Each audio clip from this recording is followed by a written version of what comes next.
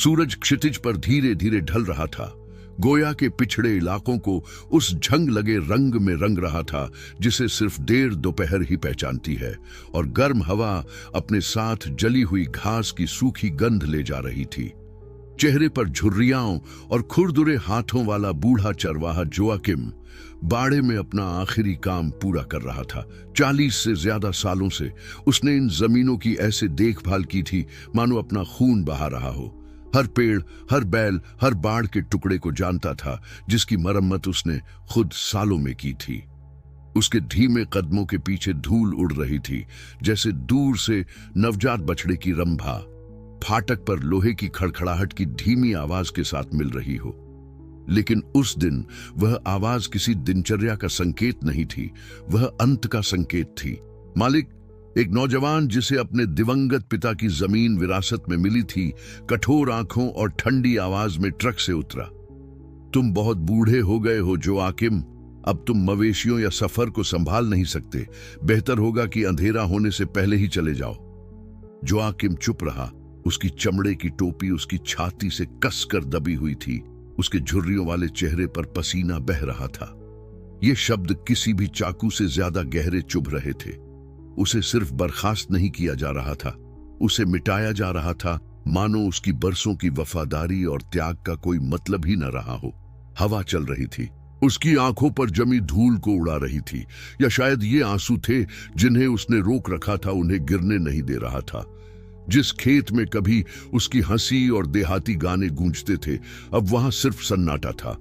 उसने चारों ओर देखा, साफ बाड़ा, पानी से भरा हौद, व्यवस्थित चरागाह, सब कुछ उसके हाथों से बना था। यह जानकर अजीब लगा कि दुनिया तो जस की तस बनी रही, जबकि उसका जीवन उसके भीतर ही बिखर रहा था। मुखिया ने बिना हाथ मिलाए, बिना विदाई दिए मुंह फेर लिया। बस वही रूखा, भावशून्य स्वर जिसमें आदेश का वेश लिए तिरस्कार था। चाहो तो बीच सड़क पर मर जाओ, पर मैं तुम्हें अब यहां नहीं देखना चाहता। और फिर दरवाजा जोर से बंद हो गया, मानो नियति ने खुद ही जोआकिम को उस इतिहास से बाहर कर दिया हो जिसे बनाने में उसने योगदान दिया था। वह अस्तबल की ओर चला और अपने घोड़े के सामने रुका, जो उसकी उम्र का ही भूरा था और जिसका नाम स्मोक था। उसने धीरे से अपना हाथ जानवर के अयाल में फिराया और उसकी खाल के नीचे की गर्मी को महसूस किया। लगता है अब हम दोनों ही हैं दोस्त। घोड़ा धीरे से हिनहिनाया, मानो समझ गया हो। जोआकिम ने अपने सिर पर अपनी टोपी ठीक की, अपना पुराना चमड़े का बैग उठाया। उसके अंदर कपड़ों का एक जोड़ा, ब्राउन शुगर का एक टुकड़ा और अपनी दिवंगत पत्नी रोजा की पीली पड़ चुकी तस्वीर। उसने नीले कपड़े का एक टुकड़ा भी रख दिया, जो उसकी पोशाक का बचा हुआ हिस्सा था। घर की बस एक ही खुशबू जो अब भी बची थी, और बिना पीछे मुड़कर देखे वह उस कच्ची सड़क पर चलने लगा जो पीछे के इलाकों से होकर गुजरती थी। सूरज क्षितिज पर धीरे धीरे ढल रहा था, गोया के पिछड़े इलाकों को उस झंग लगे रंग में रंग रहा था जिसे सिर्फ देर दोपहर ही पहचानती है, और गर्म हवा अपने साथ जली हुई घास की सूखी गंध ले जा रही थी। चेहरे पर झुर्रियाओं और खुरदुरे हाथों वाला बूढ़ा चरवाहा जोआकिम बाड़े में अपना आखिरी काम पूरा कर रहा था। 40 से ज्यादा सालों से उसने इन जमीनों की ऐसे देखभाल की थी मानो अपना खून बहा रहा हो। हर पेड़, हर बैल, हर बाड़ के टुकड़े को जानता था, जिसकी मरम्मत उसने खुद सालों में की थी। उसके धीमे कदमों के पीछे धूल उड़ रही थी, जैसे दूर से नवजात बछड़े की रंभा फाटक पर लोहे की खड़खड़ाहट की धीमी आवाज के साथ मिल रही हो। लेकिन उस दिन वह आवाज किसी दिनचर्या का संकेत नहीं थी, वह अंत का संकेत थी। जिस खेत में कभी उसकी हंसी और देहाती गाने गूंजते थे, अब वहां सिर्फ सन्नाटा था। उसने चारों ओर देखा, साफ बाड़ा, पानी से भरा हौद, व्यवस्थित चरागाह, सब कुछ उसके हाथों से बना था। यह जानकर अजीब लगा कि दुनिया तो जस की तस बनी रही, जबकि उसका जीवन उसके भीतर ही बिखर रहा था। मुखिया ने बिना हाथ मिलाए, बिना विदाई दिए मुंह फेर लिया।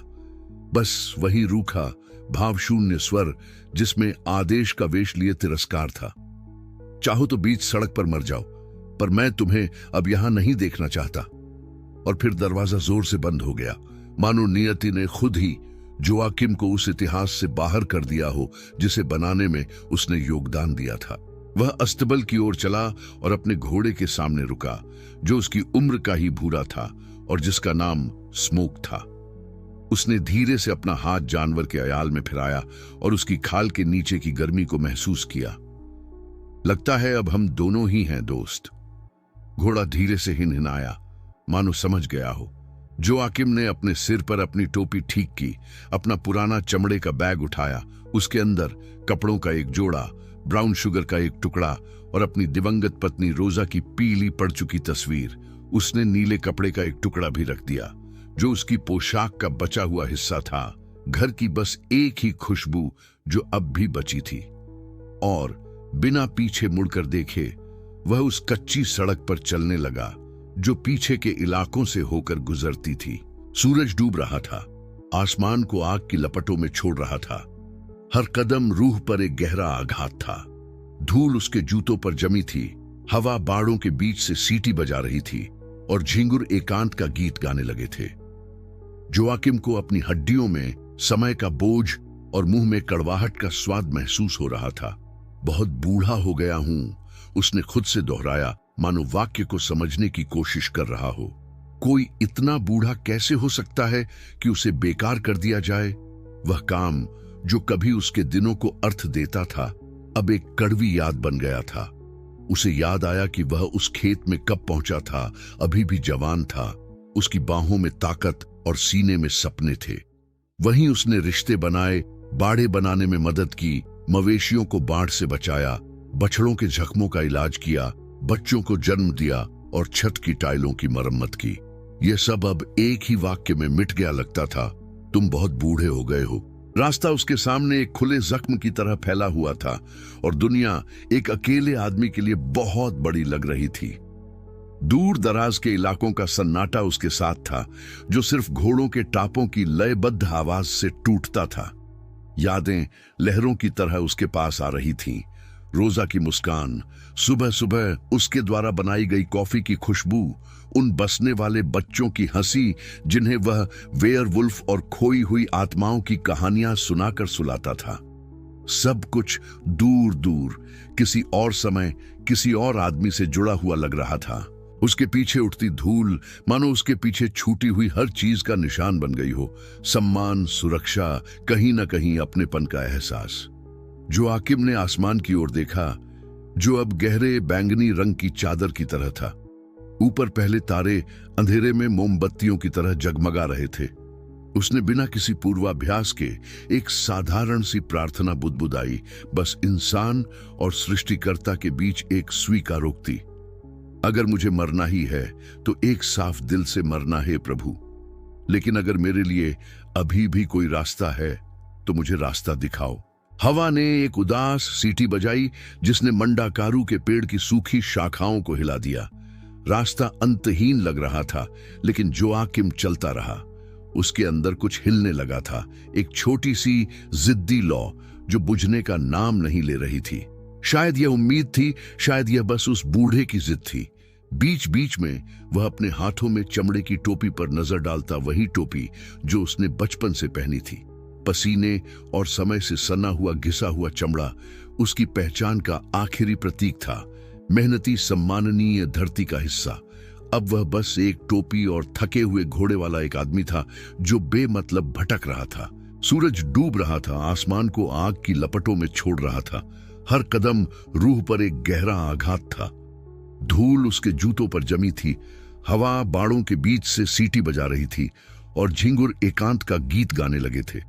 जोआकिम को अपनी हड्डियों में समय का बोझ और मुंह में कड़वाहट का स्वाद महसूस हो रहा था। बहुत बूढ़ा हो गया हूं, उसने खुद से दोहराया, मानो वाक्य को समझने की कोशिश कर रहा हो। कोई इतना बूढ़ा कैसे हो सकता है कि उसे बेकार कर दिया जाए? वह काम जो कभी उसके दिनों को अर्थ देता था, अब एक कड़वी याद बन गया था। उसे याद आया कि वह उस खेत में कब पहुंचा था, अभी भी जवान था। उसकी बाहों में ताकत और सीने में सपने थे। वहीं उसने रिश्ते बनाए, बाड़े बनाने में मदद की, मवेशियों को बाढ़ से बचाया, बछड़ों के जख्मों का इलाज किया, बच्चों को जन्म दिया और छत की टाइलों की मरम्मत की। यह सब अब एक ही वाक्य में मिट गया लगता था। तुम बहुत बूढ़े हो गए हो। रास्ता उसके सामने एक खुले जख्म की तरह फैला हुआ था और दुनिया एक अकेले आदमी के लिए बहुत बड़ी लग रही थी। दूर दराज के इलाकों का सन्नाटा उसके साथ था, जो सिर्फ घोड़ों के टापों की लयबद्ध आवाज से टूटता था। यादें लहरों की तरह उसके पास आ रही थीं। रोजा की मुस्कान, सुबह सुबह उसके द्वारा बनाई गई कॉफी की खुशबू, उन बसने वाले बच्चों की हंसी जिन्हें वह वेयरवुल्फ और खोई हुई आत्माओं की कहानियां सुनाकर सुलाता था। सब कुछ दूर दूर किसी और समय किसी और आदमी से जुड़ा हुआ लग रहा था। हवा ने एक उदास सीटी बजाई जिसने मंडाकारू के पेड़ की सूखी शाखाओं को हिला दिया। रास्ता अंतहीन लग रहा था, लेकिन जोआकिम चलता रहा। उसके अंदर कुछ हिलने लगा था, एक छोटी सी जिद्दी लौ जो बुझने का नाम नहीं ले रही थी। शायद ये उम्मीद थी, शायद ये बस उस बूढ़े की जिद थी। बीच बीच में वह अपने हाथों में चमड़े की टोपी पर नजर डालता, वही टोपी जो उसने बचपन से पहनी थी। पसीने और समय से सना हुआ घिसा हुआ चमड़ा उसकी पहचान का आखिरी प्रतीक था, मेहनती, सम्माननीय, धरती का हिस्सा। अब वह बस एक टोपी और थके हुए घोड़े वाला एक आदमी था जो बेमतलब भटक रहा था। जब पूरी रात हो गई तो जोआकिम एक पुराने जुआ पेड़ के नीचे छिप गया। उसने लालटेन जलाई और अपने घोड़े को आराम करने के लिए बिठा दिया। उसकी कमजोर लौ टिमटिमा रही थी, जिससे पत्तों पर परछाइयां पड़ रही थीं। उसने रोजा का चित्र उठाया और धीरे से बोला, मानो किसी मिलनसार भूत से बात कर रहा हो। देखा रोजा, उन्होंने मुझे एक बूढ़े की तरह भेज दिया, लेकिन मैं अभी भी खड़ा हूं। वह चुप रहा, चित्र को तब तक देखता रहा जब तक उसे नींद नहीं आ गई। रोजा के चेहरे पर मुस्कान आ गई, मानो कह रही हो कि अभी भी फिर से शुरू करने का समय है। जोआकिम ने अपनी आंखें बंद कर लीं और पीछे के इलाके भी उसके साथ सो गए। सुबह सुबह दूर से मुर्गे की बांग और त्वचा पर ठंडक की आवाज सुनकर उसकी नींद खुली। लालटेन बुझ चुकी थी और आसमान अब तारों की चादर से ढका हुआ था। उसने चारों ओर देखा, एक गहरी सांस ली और फिर से स्मोक पर सवार हो गया। रास्ता उसका इंतजार कर रहा था और नियति, हालांकि अनिश्चित, उसे बुला रही थी। घोड़े के हर कदम के साथ चमड़े की चरमराहट एक चेतावनी की तरह लग रही थी। जिंदगी चलती रहती है, तब भी जब दुनिया आपको रुकने के लिए कहे। सुबह की पहली किरण अपने साथ हल्की हवा लेकर आई और उसके साथ ओस से भीगी घास की मीठी खुशबू भी। जोआकिम ने अपना चेहरा उठाया, ठंडक को अपनी त्वचा पर महसूस किया। उसे मुखिया के शब्द याद आए और पहली बार उसे कोई गुस्सा नहीं, बस एक अजीब सी करुणा महसूस हुई। जो लोग एक अच्छे इंसान को दूर भेजकर जीते हैं, उन्हें देर सबेर उन लोगों की कीमत समझनी ही पड़ेगी जो बचे हैं। यह एक मुहावरा था जो उसके पिता ने बचपन में कहा था और अब यह पहले से कहीं ज्यादा सच लग रहा था। जैसे ही वह आगे बढ़ा, उसे दूर एक साधारण सा घर दिखाई दिया जिसके लकड़ी के चूल्हे से धुआं उठ रहा था। कॉफी की महक हवा में फैल गई। एक पिल्ला भौंका और एक औरत दरवाजे पर प्रकट हुई। जोआकिम सड़क से थका हुआ और गंदा थोड़ा हिचकिचाया, लेकिन उसकी कोमल निगाहों ने उसे रुकने पर मजबूर कर दिया। शायद यह किसी नई चीज की शुरुआत थी, शायद बस एक और अस्थायी आश्रय। उसे पता नहीं था, लेकिन उसके अंदर कुछ ऐसा था जो उसे बता रहा था कि यह रुकना कोई संयोग नहीं था। और वहीं उस पल जब भोर की सुनहरी रोशनी ने दूर दराज के इलाकों को छुआ और धूल मानो उसके चारों ओर नाच रही थी, जोआकिम ने चुपचाप कुछ समझा। कभी कभी ईश्वर को हमें उस जगह से बाहर निकालने की इजाजत देनी पड़ती है जिसे हम घर समझते थे, ताकि हमें दिखा सके कि असली घर कहाँ है। उसने एक गहरी सांस ली, अपनी चमड़े की टोपी ठीक की और लगाम को हल्के से छुआ। धुआं धीरे धीरे आगे बढ़ा और उनके पीछे धूल उड़ी जो सूरज की रोशनी से चमक रही थी, मानो सड़क खुद उस बूढ़े चरवाहे के सामने मुड़ी हुई हो जो भले ही दूर भेज दिया गया हो, फिर भी अपने दिल में आग लिए चल रहा था। जब पूरी रात हो गई तो जोआकिम एक पुराने जुआ पेड़ के नीचे छिप गया। उसने लालटेन जलाई और अपने घोड़े को आराम करने के लिए बिठा दिया। उसकी कमजोर लौ टिमटिमा रही थी, जिससे पत्तों पर परछाइयां पड़ रही थीं। उसने रोजा का चित्र उठाया और धीरे से बोला, मानो किसी मिलनसार भूत से बात कर रहा हो। देखा रोजा, उन्होंने मुझे एक बूढ़े की तरह भेज दिया, लेकिन मैं अभी भी खड़ा हूं। वह चुप रहा, चित्र को तब तक देखता रहा जब तक उसे नींद नहीं आ गई।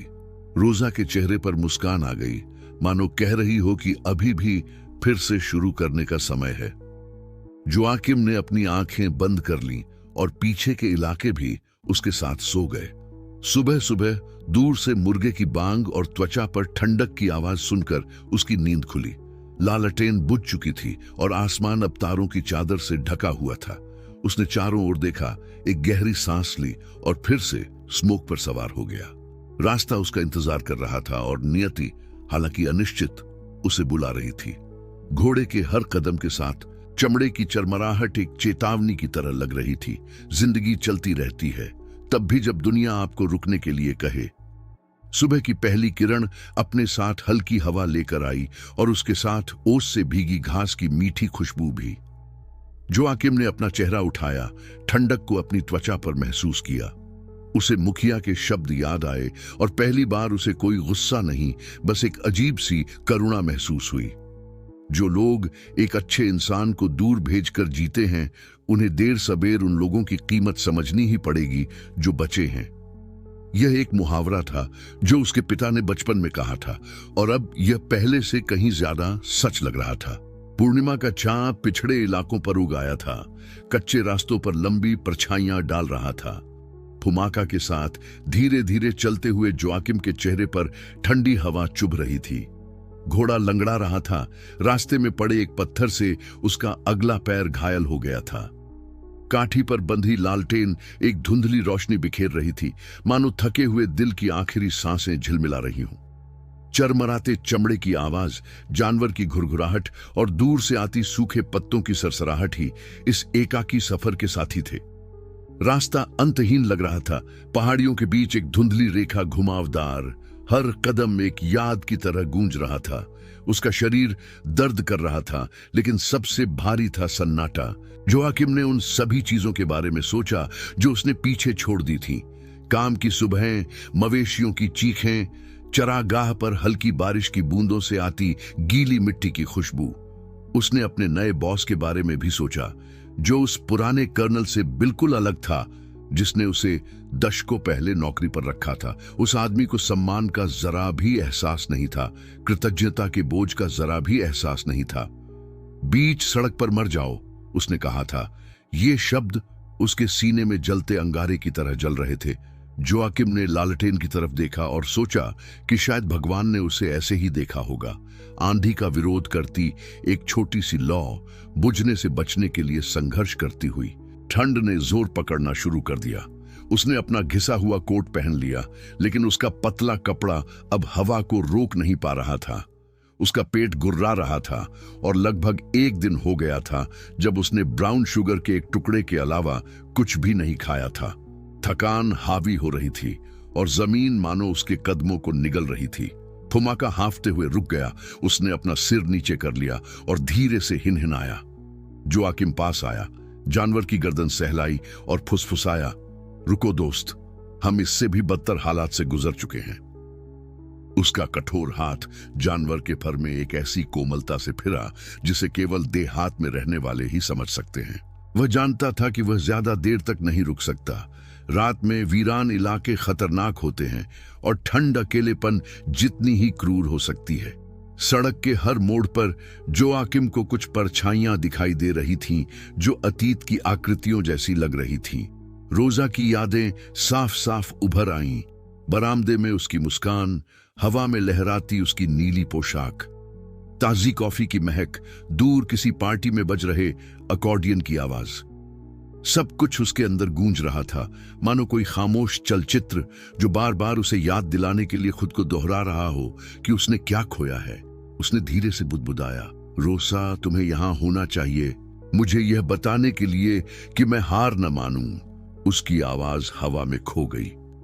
पूर्णिमा का चांद पिछड़े इलाकों पर उग आया था, कच्चे रास्तों पर लंबी परछाइयां डाल रहा था। फुमाका के साथ धीरे धीरे चलते हुए जोआकिम के चेहरे पर ठंडी हवा चुभ रही थी। घोड़ा लंगड़ा रहा था, रास्ते में पड़े एक पत्थर से उसका अगला पैर घायल हो गया था।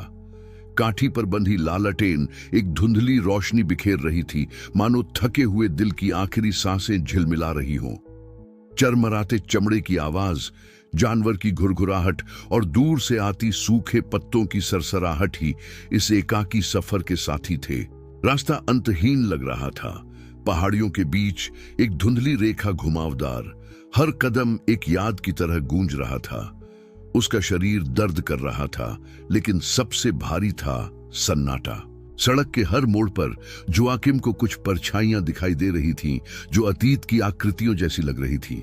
रोजा की यादें साफ साफ उभर आईं। बरामदे में उसकी मुस्कान, हवा में लहराती उसकी नीली पोशाक, ताजी कॉफी की महक, दूर किसी पार्टी में बज रहे अकॉर्डियन की आवाज। सब कुछ उसके अंदर गूंज रहा था, मानो कोई खामोश चलचित्र जो बार बार उसे याद दिलाने के लिए खुद को दोहरा रहा हो कि उसने क्या खोया है। उसने धीरे से बुदबुदाया, रोसा, तुम्हें यहां होना चाहिए, मुझे यह बताने के लिए कि मैं हार न मानूं। उसकी आवाज हवा में खो गई। अचानक घोड़े की दर्द भरी कराह ने उसे रोक दिया। धुआं और भी जोर से लंगड़ा रहा था। जोआकिम घुटनों के बल बैठा और लालटेन की मंद रोशनी में घायल पैर की जांच की। एक छोटा सा घाव था, लेकिन खून अभी भी बह रहा था। उसने अपने कोट का एक टुकड़ा फाड़ा और उसे कसकर बांधकर एक अस्थाई पट्टी बना ली। यह ठीक हो जाएगा मेरे दोस्त, अब हम नहीं रुकेंगे। घोड़े ने थकी हुई आंखों से उसे देखा, मानो वादा समझ गया हो। समय बीतता गया और भोर गहरी होती गई। आसमान तारों से ढका हुआ था, मानो एक ठंडा खामोश कंबल ओढ़े हुए। जोआकिम लड़खड़ाता हुआ आगे बढ़ रहा था। उसका शरीर आराम की गुहार लगा रहा था। तभी दूर से एक अजीब सी रोशनी ने उसका ध्यान खींचा। ऐसा लग रहा था जैसे वह मंदाकारस के पेड़ों के बीच छिपे एक छोटे से घर से आ रही हो। वह झिझका। वह उस समय किसी को परेशान नहीं करना चाहता था, लेकिन ठंड और भूख ने उसे पहले ही जकड़ लिया था। धीमे कदमों से वह पास पहुंचा। छोटा सा घर सादा था, मिट्टी और लकड़ी से बना था, लेकिन लकड़ी के चूल्हे से खाना पकाने की ऐसी महक आ रही थी कि पेट में मरोड़ सी उठ रही थी। एक पिल्ला भौंका और जल्द ही एक औरत की आवाज गूंजी, कौन है? जोआकिम ने लालटेन उठाई और कहा, मैं बस एक मुसाफिर हूं मैडम, मैं यहां से गुजर रहा हूं, अपने और घोड़े के लिए आश्रय ढूंढ रहा हूं। कुछ देर का सन्नाटा छा गया, फिर दरवाजा खुलने की आवाज आई। महिला का चेहरा मौसम की मार से थका हुआ था, लेकिन उसकी निगाहें दयालु थीं। उसके पीछे एक जवान आदमी और 2 बच्चे उत्सुकता से देख रहे थे। अंदर आइए महोदय, रात बहुत ठंडी है, इसलिए बाहर नहीं जा सकते। जोआकिम झिझका, लेकिन उसका स्वर दृढ़ और स्वागतपूर्ण था। वह धीरे से अंदर आया और सम्मान स्वरूप अपनी टोपी उतार दी। आग की गर्मी ने उसे किसी पुराने आलिंगन की तरह घेर लिया। महिला ने मेज पर सूप का कटोरा रखा और कहा, खाइए, लगता है हवा ने आपको खोखला कर दिया है। उसने आंसुओं को रोकते हुए शर्म से सिर हिलाकर धन्यवाद दिया। सन्नाटे की जगह चम्मचों के प्लेट से टकराने की आवाज ने ले ली। खाना सादा था, पर लग रहा था मानो कोई दावत हो। उस आदमी ने पूछा, दोस्त, तुम कहां से आए हो? जोआकिम ने आग में झांक कर धीरे से जवाब दिया, एक ऐसे खेत से जो अब मेरा घर नहीं रहा। औरत बिना कोई और सवाल पूछे समझ गई। बच्चे आपस में फुसफुसा रहे थे, घिसी हुई टोपी और दूर की निगाहों से उस आदमी को देख रहे थे। अचानक घोड़े की दर्द भरी कराह ने उसे रोक दिया। धुआं और भी जोर से लंगड़ा रहा था। जोआकिम घुटनों के बल बैठा और लालटेन की मंद रोशनी में घायल पैर की जांच की। एक छोटा सा घाव था, लेकिन खून अभी भी बह रहा था। उसने अपने कोट का एक टुकड़ा फाड़ा और उसे कसकर बांधकर एक अस्थाई पट्टी बना ली। यह ठीक हो जाएगा मेरे दोस्त, अब हम नहीं रुकेंगे। घोड़े ने थकी हुई आंखों से उसे देखा, मानो वादा समझ गया हो। समय बीतता गया और भोर गहरी होती गई। आसमान तारों से ढका हुआ था, मानो एक ठंडा खामोश कंबल ओढ़े हुए। जोआकिम लड़खड़ाता हुआ आगे बढ़ रहा था। उसका शरीर आराम की गुहार लगा रहा था। तभी दूर से एक अजीब सी रोशनी ने उसका ध्यान खींचा। ऐसा लग रहा था जैसे वह मंदाकारस के पेड़ों के बीच छिपे एक छोटे से घर से आ रही हो। वह झिझका। वह उस समय किसी को परेशान नहीं करना चाहता था, लेकिन ठंड और भूख ने उसे पहले ही जकड़ लिया था। धीमे कदमों से वह पास पहुंचा। सन्नाटे की जगह चम्मचों के प्लेट से टकराने की आवाज ने ले ली। खाना सादा था, पर लग रहा था मानो कोई दावत हो। उस आदमी ने पूछा, दोस्त, तुम कहां से आए हो? जोआकिम ने आग में झांककर धीरे से जवाब दिया, एक ऐसे खेत से जो अब मेरा घर नहीं रहा। औरत बिना कोई और सवाल पूछे समझ गई। बच्चे आपस में फुसफुसा रहे थे, घिसी हुई टोपी और दूर की निगाहों से उस आदमी को देख रहे थे। खाने के बाद जोआकिम ने अपनी कहानी का एक अंश सुनाया। उसने अपनी सालों की मेहनत, अपनी बेवजह बर्खास्तगी, अपने घायल घोड़े और सड़क पर अपने सफर के बारे में बताया। उस आदमी ने बिना टोके ध्यान से सुना। जब उसने बात पूरी की तो भारी और सम्मानपूर्ण सन्नाटा छा गया। फिर महिला ने कहा, कुछ लोग भूल जाते हैं कि एक आदमी की कीमत उसके बाहुबल में नहीं, बल्कि उसके दिल की दयालुता में होती है। आज रात यहीं रुकिए मिस्टर जोआकिम, कल हम देखेंगे कि इस घोड़े की टांग का हम क्या कर सकते हैं। उसने मना करने की कोशिश की, लेकिन उसका शरीर उसकी एक न सुनी। उसने चूल्हे के पास रखा सादा गद्दा स्वीकार कर लिया और लगभग तुरंत ही सो गया। आग की चटकती आवाज दूर से आती झींगुरों और बाहर की हवा की आवाजों में घुल मिल गई। कई दिनों में पहली बार बूढ़े चरवाहे को थोड़ी शांति का एहसास हुआ। अगली सुबह खिड़की की दरारों से सूरज की रोशनी अंदर आ रही थी। जोआकिम की नींद ताजी कॉफी और मिट्टी के तंदूर में पक रही रोटी की खुशबू से खुली।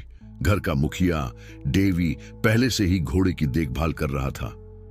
घोड़ा अब मजबूत है, कुछ दिन और फिर ठीक हो जाएगा। जोआकिम कृतज्ञता से मुस्कुराया। वह मेज पर बैठा गर्मागर्म कॉफी पीता रहा और बच्चों को आंगन में खेलते हुए देखता रहा। उस सादगी ने उसके अंदर कुछ भूला हुआ सा एहसास जगा दिया, अपनापन। अगले दिनों में जोआकिम घर के कामों में हाथ बंटाता रहा। उसने बाड़ की मरम्मत की, छोटे से बाड़े की सफाई की और बच्चों को रस्सी से लैसो चलाना सिखाया। उसकी पत्नी हंसी, लगता है तुम अपने साथ पिछड़े इलाके भी ले आए हो। उसने जवाब दिया, पिछड़े इलाके हमें कभी अकेला नहीं छोड़ते मैडम। उसने मना करने की कोशिश की, लेकिन उसका शरीर उसकी एक न सुनी। उसने चूल्हे के पास रखा सादा गद्दा स्वीकार कर लिया और लगभग तुरंत ही सो गया। आग की चटकती आवाज दूर से आती झींगुरों और बाहर की हवा की आवाजों में घुल मिल गई। कई दिनों में पहली बार बूढ़े चरवाहे को थोड़ी शांति का एहसास हुआ। अगली सुबह खिड़की की दरारों से सूरज की रोशनी अंदर आ रही थी। जोआकिम की नींद ताजी कॉफी और मिट्टी के तंदूर में पक रही रोटी की खुशबू से खुली। घर का मुखिया डेवी पहले से ही घोड़े की देखभाल कर रहा था। घोड़ा अब मजबूत है, कुछ दिन और फिर ठीक हो जाएगा। जोआकिम कृतज्ञता से मुस्कुराया। वह मेज पर बैठा गर्मा गर्म कॉफी पीता रहा और बच्चों को आंगन में खेलते हुए देखता रहा। उस सादगी ने उसके अंदर कुछ भूला हुआ सा एहसास जगा दिया, अपनापन। अगले दिनों में जोआकिम घर के कामों में हाथ बंटाता रहा। उसने बाड़ की मरम्मत की, छोटे से बाड़े की सफाई की और बच्चों को रस्सी से लैसो चलाना सिखाया। उसकी पत्नी हंसी, लगता है तुम अपने साथ पिछड़े इलाके भी ले आए हो। उसने जवाब दिया, पिछड़े इलाके हमें कभी अकेला नहीं छोड़ते मैडम। रात में वह आग के पास बैठकर कहानियां सुनाते। वह साहस, विश्वास और मातृभूमि के प्रति प्रेम की बातें करते। बच्चे मंत्रमुग्ध होकर सुनते और यहां तक कि दंपत्ति भी उस बूढ़े व्यक्ति के शांत स्वभाव से मंत्रमुग्ध हो जाते। वहीं उस घर में जो उसका नहीं था, जोआकिम को कुछ नया एहसास होने लगा। दुनिया क्रूर हो सकती है, लेकिन यह कम से कम उम्मीद होने पर भी आश्रय देना जानती है। एक रात मेज पर जलती लालटेन को देखकर उसे एहसास हुआ कि अब उसकी लौ उतनी मंद नहीं लग रही थी, मानो हर नेकी का काम उसके अंदर की रोशनी को फिर से जगा रहा था। आग जो पहले सिर्फ जिंदा रहने का प्रतीक थी, अब उम्मीद का प्रतीक थी। रास्ता अब भी उसका इंतजार कर रहा था, पर अब वह इतना अकेला नहीं लग रहा था। जोआकिम ने डेवी द्वारा दिए गए एक कागज पर छोटे छोटे नोट्स लिखना शुरू कर दिया। वह ठीक से लिख नहीं पाता था, लेकिन उसने ऐसे प्रतीक बनाए जो उसे समझ में आते थे। यादों, जगहों, लोगों के निशान। ये उसका तरीका था अतीत को पूरी तरह से धुंधला न होने देने का। एक दोपहर जब सूरज पहाड़ों के पीछे डूब रहा था, डेविड ने कहा, मिस्टर जोआकिम, आप जब तक चाहें हमारे साथ रह सकते हैं। बूढ़े व्यक्ति ने क्षितिज की ओर विचार मग्न होकर देखा। मैं तुम्हारा शुक्रिया अदा करता हूं मेरे बेटे, लेकिन मेरी यात्रा अभी खत्म नहीं हुई है। मुझे वह खोजना होगा जो ईश्वर मुझसे चाहता है। और इस तरह अगली सुबह उसने अलविदा कहा। उसने उन सभी को गले लगाया, उनकी दयालुता के लिए धन्यवाद दिया और फिर से स्मोक पर सवार हो गया। उसके घोड़े का पैर स्थिर था और उसका शरीर जो अभी भी थका हुआ था अब हल्का हो गया था। जैसे ही वह सड़क पर आगे बढ़ा, उसकी काठी से लटकी लालटेन हवा में लहरा रही थी, जिससे लाल धरती पर प्रकाश के छोटे छोटे गोले बिखर रहे थे। और इस तरह अगली सुबह उसने अलविदा कहा। उसने उन सभी को गले लगाया, उनकी दयालुता के लिए धन्यवाद दिया और फिर से स्मोक पर सवार हो गया।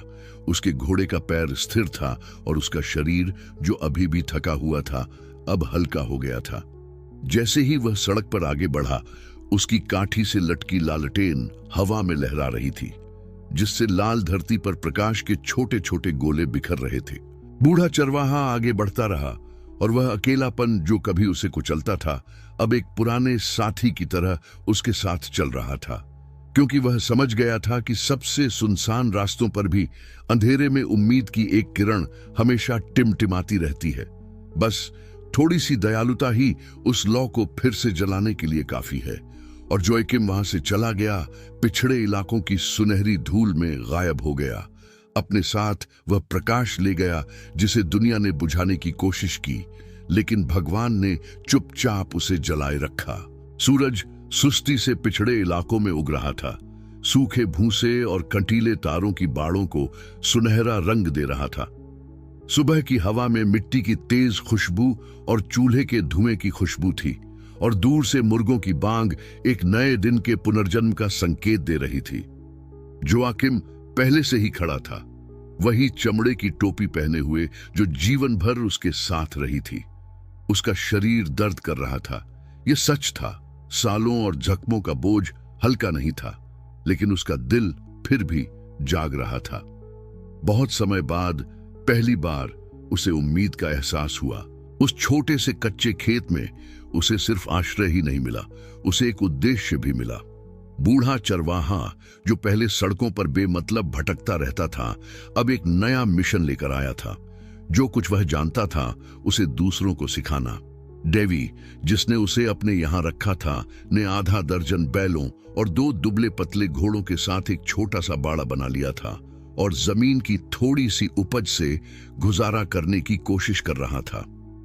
जोयाकिम बिना कुछ मांगे उसकी मदद करने लगा।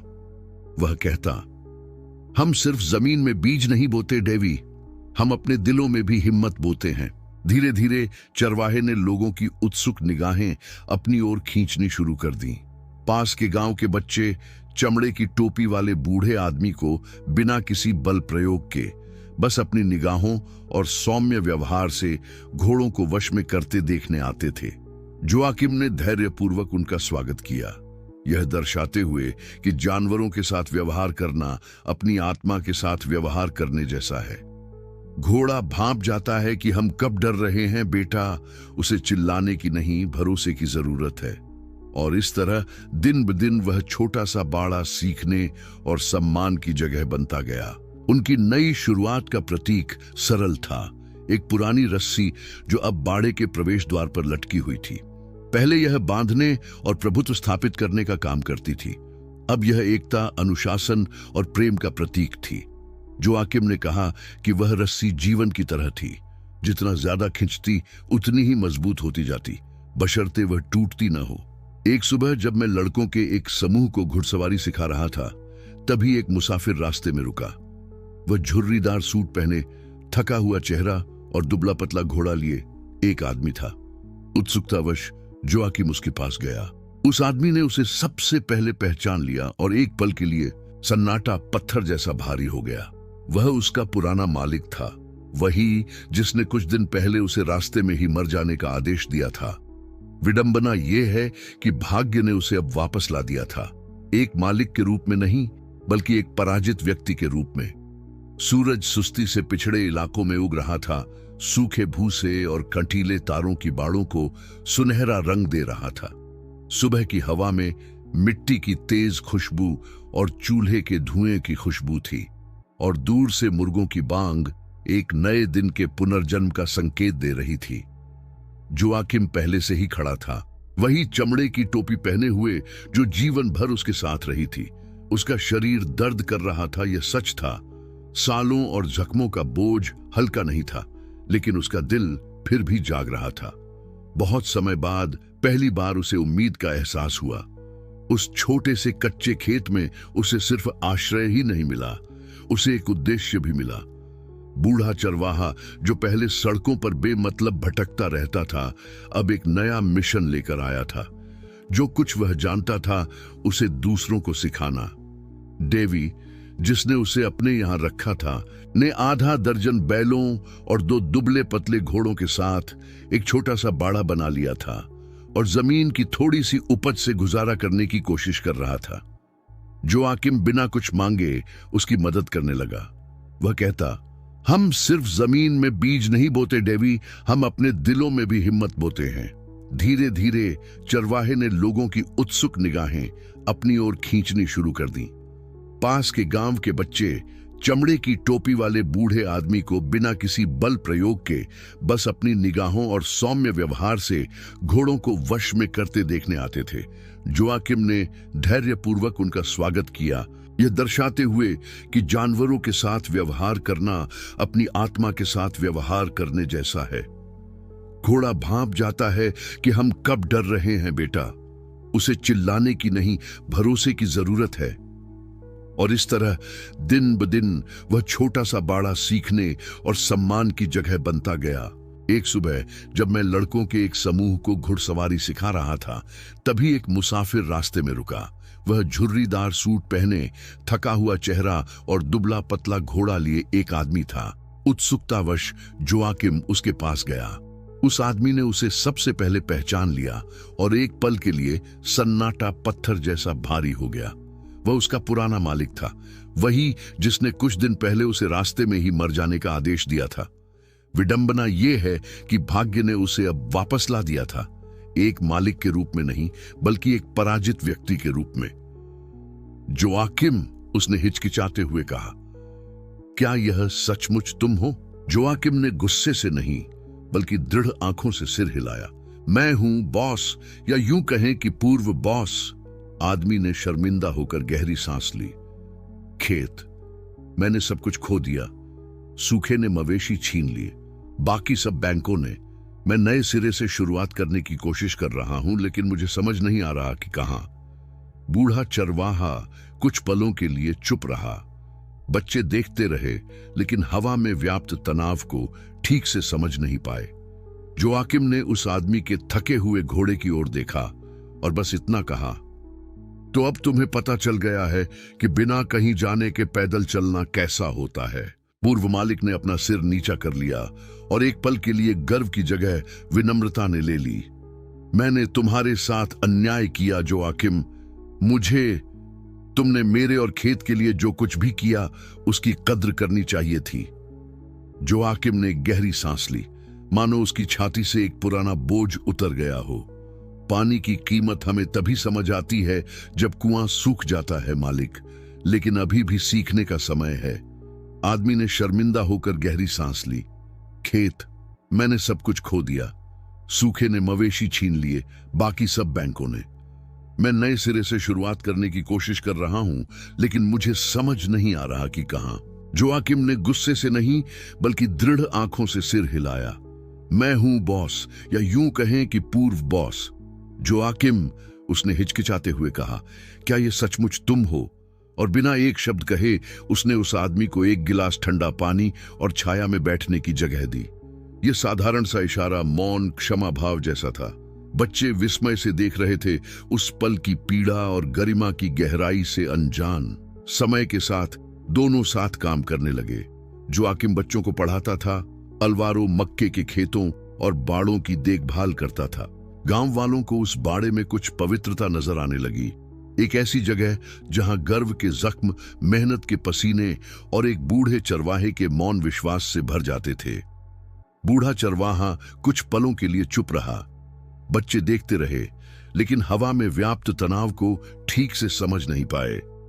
जोआकिम ने उस आदमी के थके हुए घोड़े की ओर देखा और बस इतना कहा, तो अब तुम्हें पता चल गया है कि बिना कहीं जाने के पैदल चलना कैसा होता है।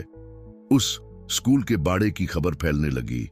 गोयानिया के एक पत्रकार ने एक बूढ़े देहाती के बारे में सुना जो घोड़ों के जरिए सद्गुण सिखाता था, और वह वहां जाकर उस खबर की रिपोर्टिंग करने लगा। जब यह खबर प्रकाशित हुई तो चमड़े की टोपी और शर्मीली मुस्कान वाले जोआकिम की तस्वीर ने पूरे देश को भावुक कर दिया।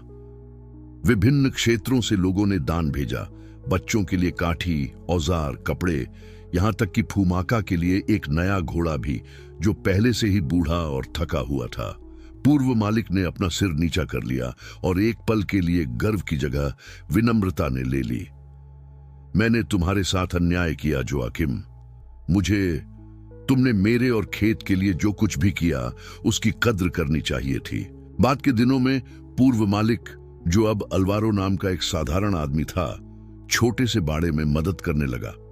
शुरुआत में उसे आदेश मानने में दिक्कत होती थी, खासकर किसी ऐसे व्यक्ति से जो कभी उसका कर्मचारी रहा हो। लेकिन जोआकिम ने कभी उसके साथ श्रेष्ठता का व्यवहार नहीं किया। यहां कोई आदेश नहीं देता अल्वारो, यहां हम साथ साथ सीखते हैं।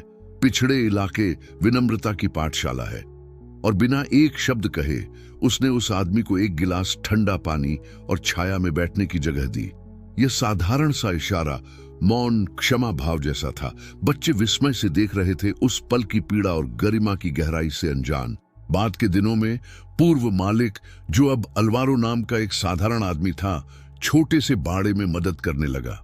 शुरुआत में उसे आदेश मानने में दिक्कत होती थी, खासकर किसी ऐसे व्यक्ति से जो कभी उसका कर्मचारी रहा हो। लेकिन जोआकिम ने कभी उसके साथ श्रेष्ठता का व्यवहार नहीं किया। यहां कोई आदेश नहीं देता अल्वारो, यहां हम साथ साथ सीखते हैं। पिछड़े इलाके विनम्रता की पाठशाला है। समय के साथ दोनों साथ काम करने लगे। जोआकिम बच्चों को पढ़ाता था, अल्वारो मक्के के खेतों और बाड़ों की देखभाल करता था। गांव वालों को उस बाड़े में कुछ पवित्रता नजर आने लगी, एक ऐसी जगह जहां गर्व के जख्म, मेहनत के पसीने और एक बूढ़े चरवाहे के मौन विश्वास से भर जाते थे।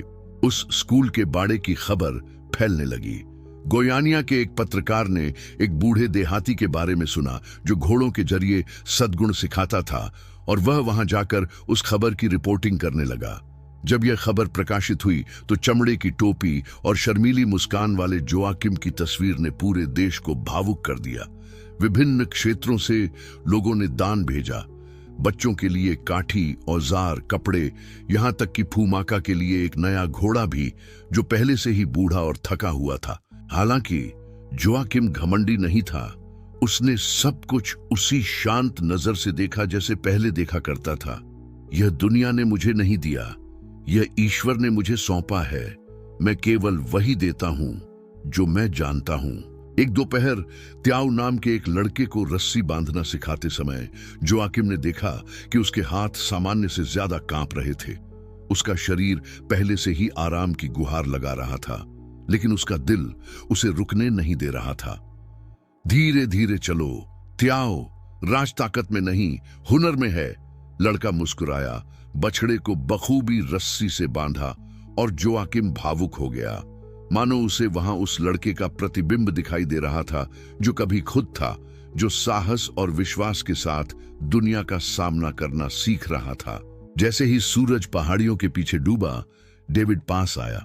मिस्टर जोआकिम, क्या तुमने देखा कि भगवान ने क्या किया है? जिस आदमी ने तुम्हें भेजा था वह आज यहां है और तुमसे सीख रहा है, और तुम नाराज भी नहीं हो। बूढ़ा आदमी लाल क्षितिज की ओर देखते हुए मुस्कुराया। क्रोध हृदय को सुखा देता है डेविड, क्षमा ही बारिश को वापस लाती है। उस रात बाड़ा लालटेन और हंसी से जगमगा रहा था। बच्चे खेल रहे थे, औरतें खाना बना रही थीं, और पूर्व मालिक अल्वारो एक कोने में पड़ा एक पुराना अकॉर्डियन बजा रहा था। जोआकिम दूर से देख रहा था, उसकी आंखें आंसुओं से भरी हुई थीं। वह जानता था कि यही वह पल था जिसकी उसे हमेशा से तलाश थी, न दौलत न ताकत बल्कि शांति। अचानक त्याओ दौड़कर उसके पास आया और उसे एक नई रस्सी थमा दी। मैंने इसे आपके लिए बनाया है मिस्टर जोआकिम। दूसरी रस्सी तो पहले ही बहुत घिस चुकी थी।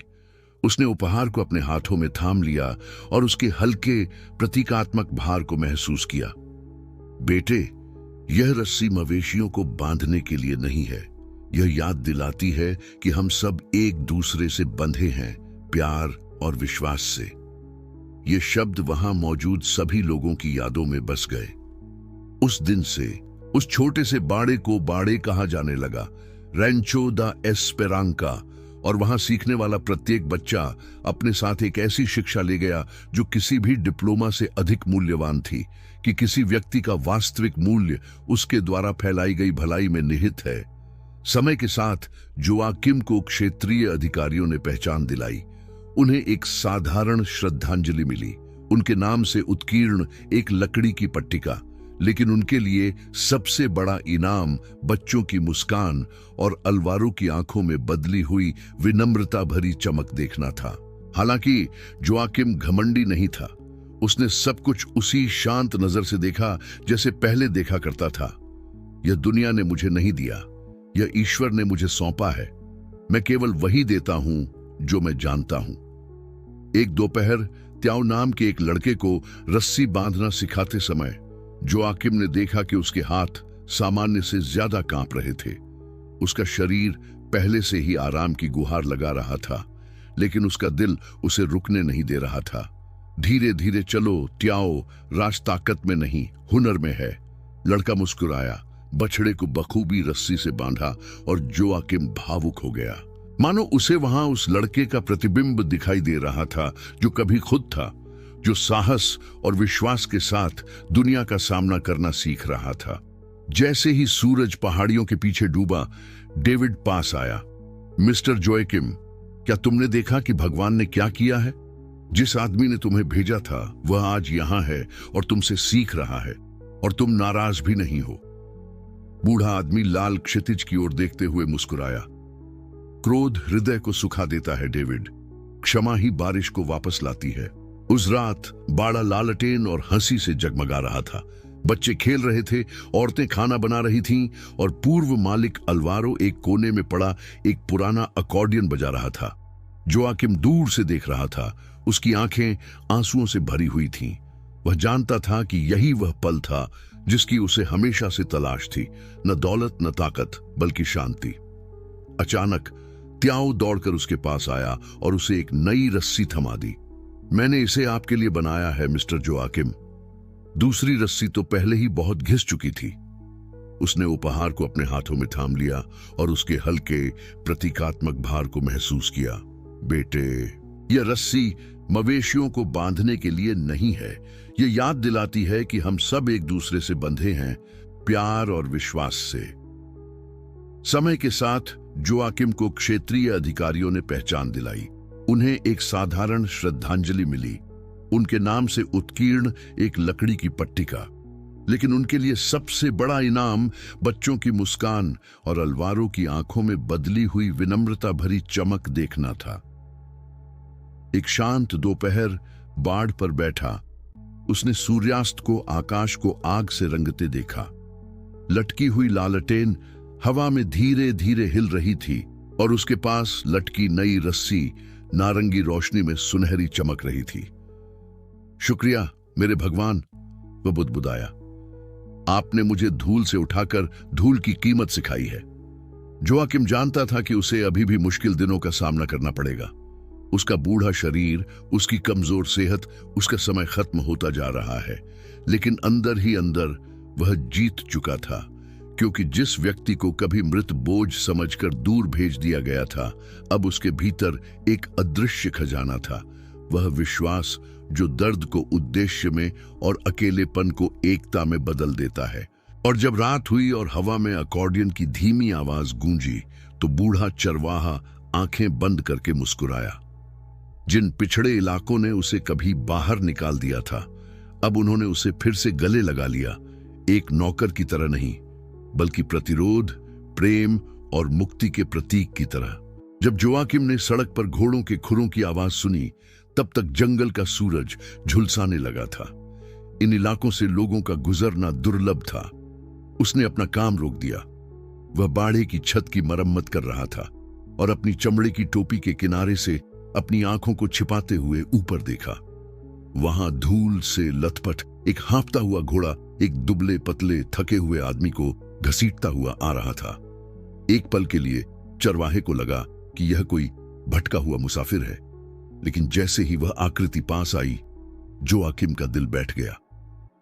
यह अल्वारो था, बूढ़ा सरदार। उस आदमी के चेहरे पर समय और उसके गिरने के निशान साफ दिखाई दे रहे थे।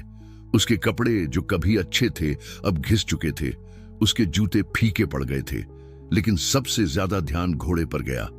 एक कंकाल सा घायल जानवर जो हर कदम पर लड़खड़ा रहा था। जोआकिम ने उसे तुरंत पहचान लिया। वह बाहर वही घोड़ा जिसे अल्वारो ने सालों पहले बेचने की कोशिश की थी, हालांकि उसे पता था कि वह बीमार है। वही घोड़ा जिसकी देखभाल और बचाव के लिए जोआकिम ने कहा था और जिसे उसके मालिक ने मना कर दिया था। निर्दयी और बुद्धिमान नियति ने उन दोनों को, आदमी और जानवर, फिर से उसी रास्ते पर ला खड़ा किया था जहां कभी उनकी बेइज्जती हुई थी। जोआकिम धीरे से छत से नीचे उतरा, अपनी पैंट पर हाथ पोंछे और अपने मेहमान की ओर चल पड़ा। हवा से धूल उड़ रही थी और सन्नाटा इतना गहरा था कि झींगुरों की आवाज भी मानो बंद हो गई हो। जब उनकी नजरें मिली तो कोई गुस्सा नहीं था, बस एक खामोश समझ थी। जोआकिम, अल्वारो ने रुंधे स्वर में कहा, मैं मदद मांगने आया हूं।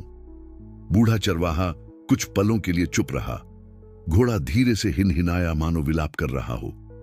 जोआकिम घोड़े के पास गया और उसकी पसीने से तर गर्दन को छुआ दर्द का कंपन महसूस किया। जिसने मुझे सड़क पर मरने के लिए भेजा था, उसने उस आदमी की तरफ देखे बिना धीरे से कहा, आज वही उस पर मदद मांगने आया है। यह वाक्य हवा में किसी ब्लेड की तरह चुभ गया। अल्वारो ने अपना सिर नीचे कर लिया और एक पल के लिए वह उस चरवाहे की सरल महानता के सामने बौना सा लग रहा था। जोआकिम ने आह भरी और वही किया जो उसके दिल ने कहा। उसने घोड़े की रस्सी खोली, उसे पानी के हौद तक ले गया और ध्यान से उसके जख्मों को साफ करने लगा। यह जानवर की गलती नहीं है, नहीं, वह बस आज्ञा मानता है।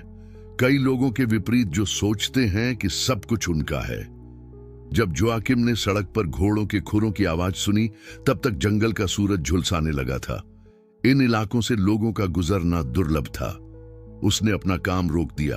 वह बाड़े की छत की मरम्मत कर रहा था और अपनी चमड़े की टोपी के किनारे से अपनी आंखों को छिपाते हुए ऊपर देखा।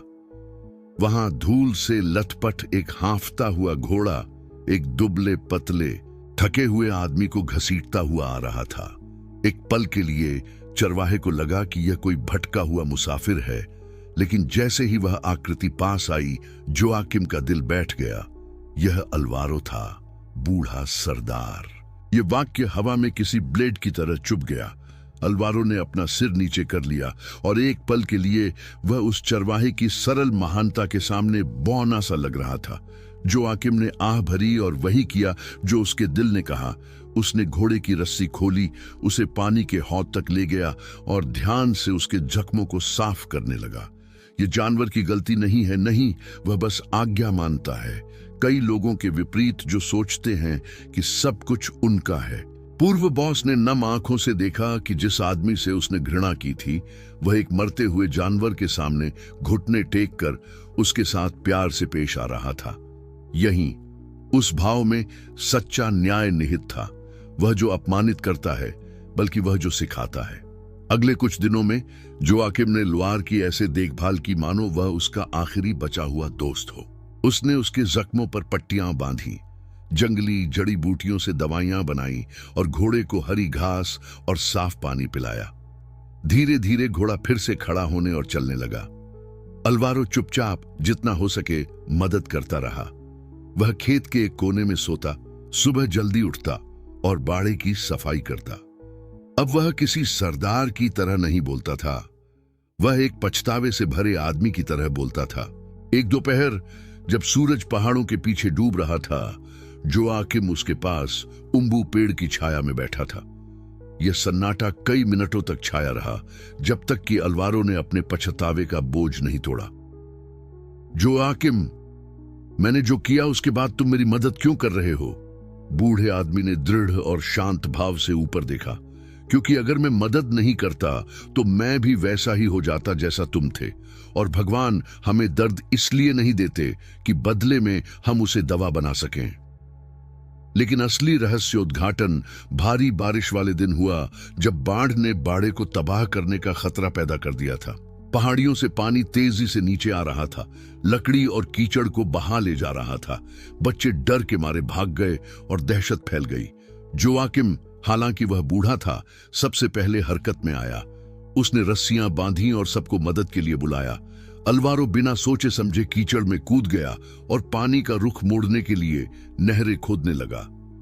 घंटों तक वे दोनों कंधे से कंधा मिलाकर भाइयों की तरह लड़ते रहे। अलवारो भावुक होकर उसके पास आया। तुम्हारा दिल मुझे कभी समझ नहीं आया जोआकिम। मैं हमेशा से दयालुता को कमजोरी समझता था। आज मैं देख रहा हूं कि यह बिल्कुल उलट है। एक दोपहर जब सूरज पहाड़ों के पीछे डूब रहा था, जोआकिम उसके पास उम्बू पेड़ की छाया में बैठा था। यह सन्नाटा कई मिनटों तक छाया रहा, जब तक कि अलवारो ने अपने पछतावे का बोझ नहीं तोड़ा। अगली सुबह लुआर पहली बार उठा। घोड़ा जोर से हिनहिनाया, आंगन में धीरे धीरे दौड़ा और गांव के बच्चे दौड़कर देखने लगे। जोआकिम गर्व से मुस्कुराया। देखा जिद्दी जानवर, जब तुम विश्वास करते हो तो लगभग मरा हुआ भी जिंदा हो जाता है।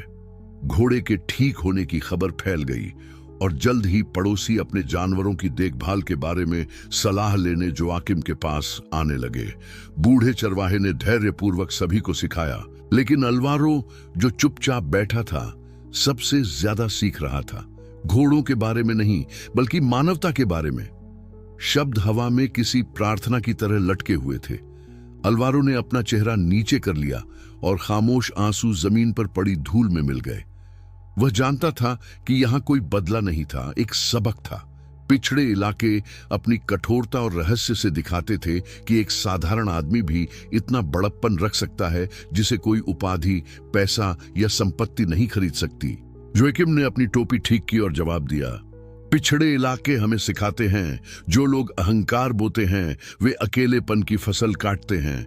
जो लोग प्रेम बोते हैं वे कभी आत्मा के भूखे नहीं रहते। शब्द हवा में किसी प्रार्थना की तरह लटके हुए थे। अलवारो ने अपना चेहरा नीचे कर लिया और खामोश आंसू जमीन पर पड़ी धूल में मिल गए। वह जानता था कि यहां कोई बदला नहीं था, एक सबक था। पिछड़े इलाके अपनी कठोरता और रहस्य से दिखाते थे कि एक साधारण आदमी भी इतना बड़प्पन रख सकता है जिसे कोई उपाधि, पैसा या संपत्ति नहीं खरीद सकती। अगली सुबह लुआर पहली बार उठा। घोड़ा जोर से हिनहिनाया, आंगन में धीरे धीरे दौड़ा और गांव के बच्चे दौड़कर देखने लगे। जोआकिम गर्व से मुस्कुराया। देखा जिद्दी जानवर, जब तुम विश्वास करते हो तो लगभग मरा हुआ भी जिंदा हो जाता है। अलवारो भावुक होकर उसके पास आया। तुम्हारा दिल मुझे कभी समझ नहीं आया जोआकिम। मैं हमेशा से दयालुता को कमजोरी समझता था। आज मैं देख रहा हूं कि यह बिल्कुल उलट है। जोआकिम ने अपनी टोपी ठीक की और जवाब दिया, पिछड़े इलाके हमें सिखाते हैं, जो लोग अहंकार बोते हैं वे अकेलेपन की फसल काटते हैं। जो लोग प्रेम बोते हैं वे कभी आत्मा के भूखे नहीं रहते। घोड़े के ठीक होने की खबर फैल गई और जल्द ही पड़ोसी अपने जानवरों की देखभाल के बारे में सलाह लेने जोआकिम के पास आने लगे। बूढ़े चरवाहे ने धैर्यपूर्वक सभी को सिखाया, लेकिन अलवारो जो चुपचाप बैठा था सबसे ज्यादा सीख रहा था। घोड़ों के बारे में नहीं, बल्कि मानवता के बारे में। समय के साथ पूर्व बॉस बच्चों की कक्षाओं में मदद करने लगा। वह बाट लगाता, औजारों की मरम्मत करता, पानी तैयार करता। वह पहचान नहीं चाहता था, बस मुक्ति चाहता था। जोआकिम ने इसे बिना किसी दिखावटी शब्द के विवेकपूर्ण संतुष्टि के साथ देखा। अब हां, तुम एक मास्टर बनना सीख रहे हो, अपने खुद के मास्टर। लेकिन असली रहस्योद्घाटन भारी बारिश वाले दिन हुआ, जब बाढ़ ने बाड़े को तबाह करने का खतरा पैदा कर दिया था। पहाड़ियों से पानी तेजी से नीचे आ रहा था, लकड़ी और कीचड़ को बहा ले जा रहा था। बच्चे डर के मारे भाग गए और दहशत फैल गई। जोआकिम, हालांकि वह बूढ़ा था, सबसे पहले हरकत में आया। उसने रस्सियां बांधी और सबको मदद के लिए बुलाया। अल्वारो बिना सोचे समझे कीचड़ में कूद गया और पानी का रुख मोड़ने के लिए नहरें खोदने लगा। घंटों तक वे दोनों कंधे से कंधा मिलाकर भाइयों की तरह लड़ते रहे। जब सब कुछ खत्म हो गया तो खेत सुरक्षित हो गया। कीचड़ में सने बूढ़े चरवाहे ने अपने पूर्व मालिक की ओर देखा और कहा, अब तुम्हें समझ आया कि असली काम क्या होता है। जमीन सिर्फ उन्हीं की इज्जत करती है जो उस पर हाथ रखते हैं। उस दिन से जिस आदमी ने पहले उसके चरवाहे को भगा दिया था, वह उसे मालिक कहने लगा, और एक ऐसे कदम से जिसने सबको चौंका दिया, उसने अपनी जमीन का आखिरी टुकड़ा रैंचो दा एस्पेरांका को दान कर दिया। उसने कहा कि जिस जगह ने उसे ठीक किया है, उसके लिए वह कम से कम इतना तो कर ही सकता है। यह कदम पूरे इलाके में मशहूर हो गया। स्थानीय रेडियो स्टेशनों ने उस चरवाहे और उसके मालिक की कहानी सुनाई, जिन्होंने दूर दराज के इलाकों की धूल में सुलह कर ली। दूर दूर से लोग उस चरवाहे के खेत में आने लगे, घोड़े देखने नहीं, बल्कि उस आदमी की बातें सुनने जिसे कभी तिरस्कृत किया जाता था और जो अब ज्ञान और शांति का प्रतीक बन गया था। लेकिन जोआकिम ने मना कर दिया। ये जमीन न मेरी है न तुम्हारी, ये उसी की है जो अच्छी फसल उगाना सीखने आता है। जैसे जैसे समय बीतता गया, जोआकिम बड़ा होता गया, लेकिन उसकी उपस्थिति जुआ पेड़ के तने की तरह अटल रही।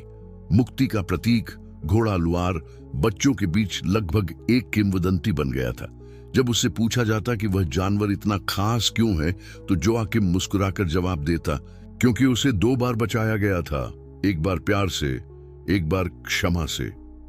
भावुक होकर पत्रकार ने अल्वारो के बारे में पूछा। जोआकिम ने उस आदमी की तरफ देखा जो उस पल लुआर की देखभाल कर रहा था। अब वह मजबूत और दीप्तिमान हो गया था। उसने सीखा और मैंने भी उससे सीखा। उसके अभिमान ने मुझे धैर्य सिखाया और मेरी खामोशी ने उसे सम्मान सिखाया। आखिरकार पिछड़े इलाके हमें इसी तरह ठीक करते हैं, दर्द और विश्वास से। एक शांत रात, जब हवा सूखे पत्तों को उड़ा रही थी, जोआकिम अल्वारो के पास बैठा था, जो अब उसका दोस्त था। पता है मालिक, तुमने मुझे यह सोचकर भेजा था कि तुम मुझसे सब कुछ छीन लोगे, लेकिन यहीं पर भगवान ने मुझे बाकी जिंदगी दी। कभी कभी जो रास्ता दुख देता है वही बचाता भी है।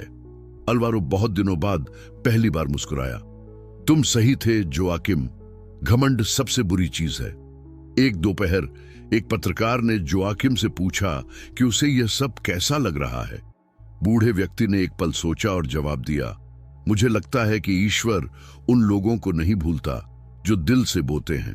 कभी कभी सजा सबक के रूप में मिलती है और इनाम मौन रूप में मिलता है। अल्वारो बहुत दिनों बाद पहली बार मुस्कुराया। तुम सही थे जोआकिम, घमंड सबसे बुरी चीज है। उस दिन से जिस आदमी ने पहले उसके चरवाहे को भगा दिया था, वह उसे मालिक कहने लगा, और एक ऐसे कदम से जिसने सबको चौंका दिया, उसने अपनी जमीन का आखिरी टुकड़ा रैंचो दा एस्पेरांका को दान कर दिया। उसने कहा कि जिस जगह ने उसे ठीक किया है, उसके लिए वह कम से कम इतना तो कर ही सकता है। लेकिन जोआकिम ने मना कर दिया, यह जमीन न मेरी है न तुम्हारी, यह उसी की है जो अच्छी फसल उगाना सीखने आता है। यह कदम पूरे इलाके में मशहूर हो गया। स्थानीय रेडियो स्टेशनों ने उस चरवाहे और उसके मालिक की कहानी सुनाई, जिन्होंने दूर दराज के इलाकों की धूल में सुलह कर ली। दूर दूर से लोग उस चरवाहे के खेत में आने लगे, घोड़े देखने नहीं, बल्कि उस आदमी की बातें सुनने जिसे कभी तिरस्कृत किया जाता था और जो अब ज्ञान और शांति का प्रतीक बन गया था। एक दोपहर एक पत्रकार ने जोआकिम से पूछा कि उसे यह सब कैसा लग रहा है। बूढ़े व्यक्ति ने एक पल सोचा और जवाब दिया, मुझे लगता है कि ईश्वर उन लोगों को नहीं भूलता जो दिल से बोते हैं। कभी कभी सजा सबक के रूप में मिलती है और इनाम मौन रूप में मिलता है। भावुक होकर पत्रकार ने अल्वारो के बारे में पूछा। जोआकिम ने उस आदमी की तरफ देखा जो उस पल लुआर की देखभाल कर रहा था। अब वह मजबूत और दीप्तिमान हो गया था। उसने सीखा और मैंने भी उससे सीखा। उसके अभिमान ने मुझे धैर्य सिखाया और मेरी खामोशी ने उसे सम्मान सिखाया। आखिरकार पिछड़े इलाके हमें इसी तरह ठीक करते हैं, दर्द और विश्वास से। जैसे जैसे समय बीतता गया, जोआकिम बड़ा होता गया, लेकिन उसकी उपस्थिति जुआ पेड़ के तने की तरह अटल रही। मुक्ति का प्रतीक घोड़ा लुआर बच्चों के बीच लगभग एक किंवदंती बन गया था। जब उससे पूछा जाता कि वह जानवर इतना खास क्यों है, तो जोआकिम मुस्कुराकर जवाब देता, क्योंकि उसे 2 बार बचाया गया था, एक बार प्यार से, एक बार क्षमा से। एक शांत रात जब हवा सूखे पत्तों को उड़ा रही थी, जोआकिम अलवारो के पास बैठा था, जो अब उसका दोस्त था।